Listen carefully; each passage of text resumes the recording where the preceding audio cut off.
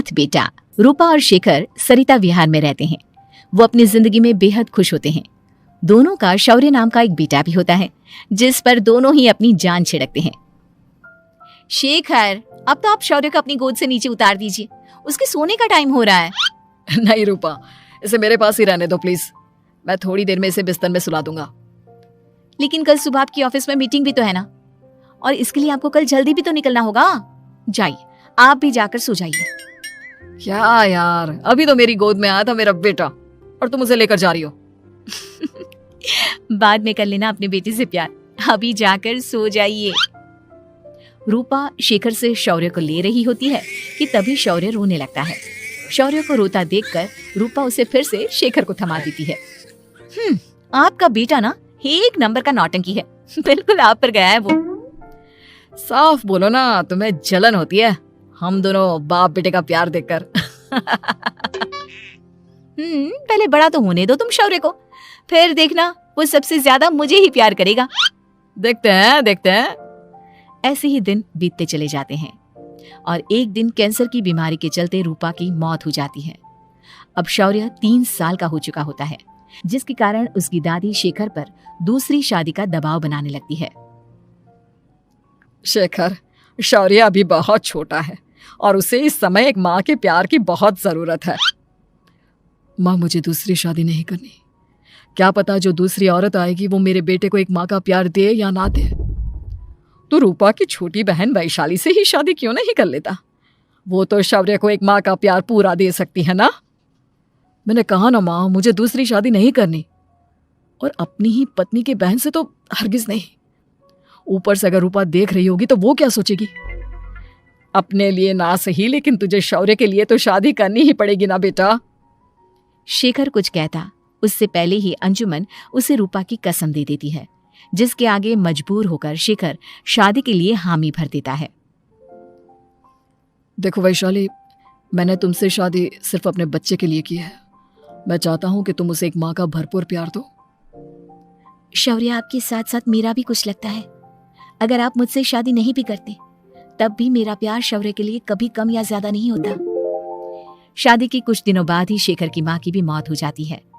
वैशाली शौर्य को एक माँ से भी बढ़कर प्यार देती है। शौर्य को लेकर वैशाली का यूं निस्वार्थ प्यार देखकर शेखर को भी उससे प्यार हो जाता है और कुछ सालों बाद शेखर और वैशाली का भी लड़का हो जाता है। लेकिन इसके बाद वैशाली का शौर्य को लेकर बर्ताव बदलने लगता है। वैशाली, मैं देख रहा हूँ तुम आजकल शौर्य का जरा भी ध्यान नहीं रख रही हो।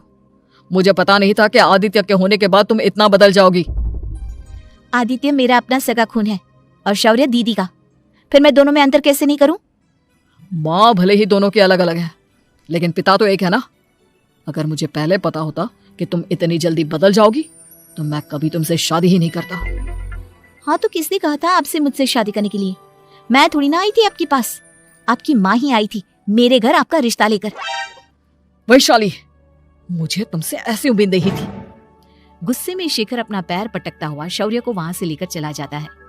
पापा, मम्मा मुझसे प्यार क्यों नहीं करती? क्या मैं उनका सगा बेटा नहीं हूँ इसलिए मुझसे प्यार नहीं करती? मम्मा नहीं करती तो क्या हुआ बेटा, पापा तो करते हैं ना आपसे प्यार। कुछ दिनों के बाद, आज तुझे खाना पीना कुछ नहीं मिलेगा, चल चुपचाप से अपने रूम में जाकर सो जा। माँ, अब भाई को खाना क्यों नहीं दे रही हो? बेटा तू आराम से खाना खा, इस नालायक की चिंता मत कर। एक दिन खाना नहीं खाएगा तो मर नहीं जाएगा ये।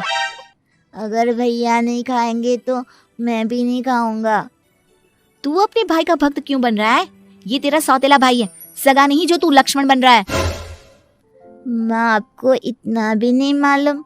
श्री राम और लक्ष्मण सगे भाई नहीं थे। श्री राम माता कौशल्या और लक्ष्मण माता सुमित्रा की कोख से जन्मे थे। दोनों के सिर्फ पिता एक थे, लेकिन माँ अलग थी। मुझे ज्यादा ज्ञान देने की जरूरत नहीं है, ये सतयुग और त्रेता युग नहीं है, समझे? आया बड़ा भाई का चमचा। इतना कहकर वैशाली वहां से चली जाती है, जिसके कुछ टाइम बाद शिखर वहां आता है और आदित्य उसे सारी बात बताता है।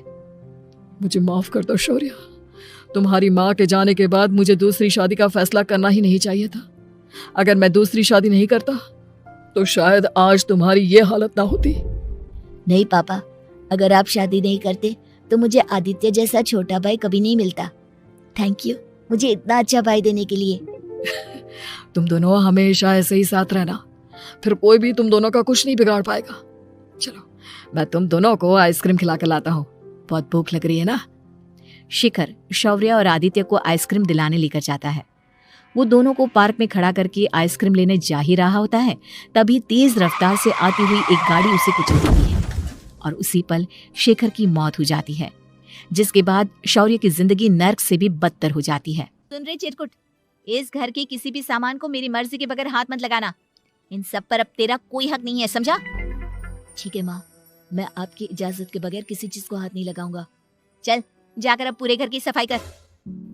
महज 7 साल का शौर्य वैशाली के कहने पर अपने नन्हे नन्हे हाथों से पूरे घर की सफाई करने लगता है।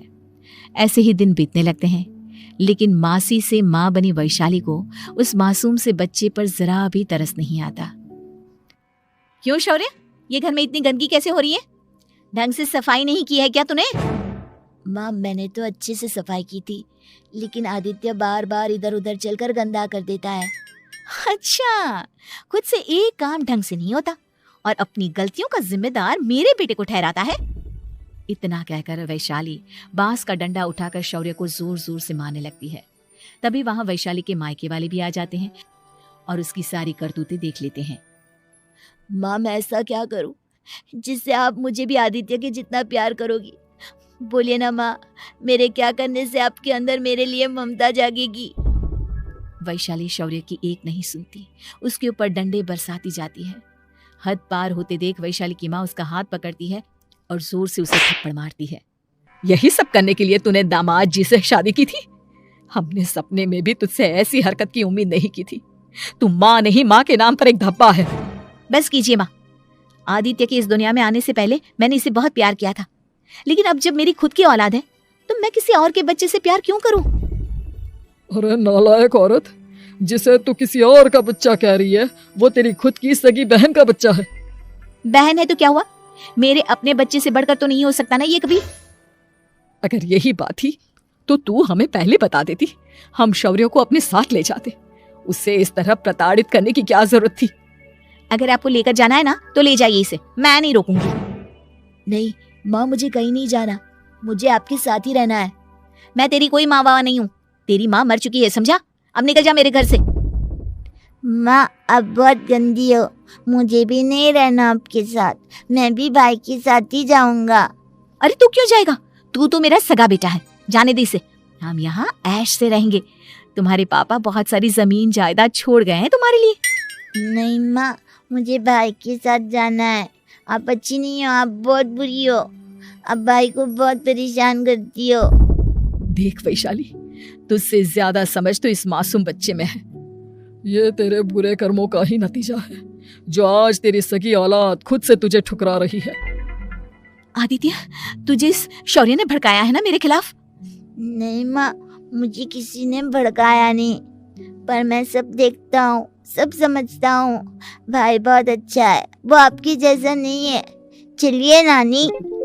इतना कहकर वैशाली के मायके वाले आदित्य और शौर्य को अपने साथ ले जाते हैं और इस तरह वैशाली बड़े से घर में अकेली पड़ जाती है। 2 बेटों के होते हुए भी आज उसे माँ कहकर बुलाने वाला कोई नहीं होता।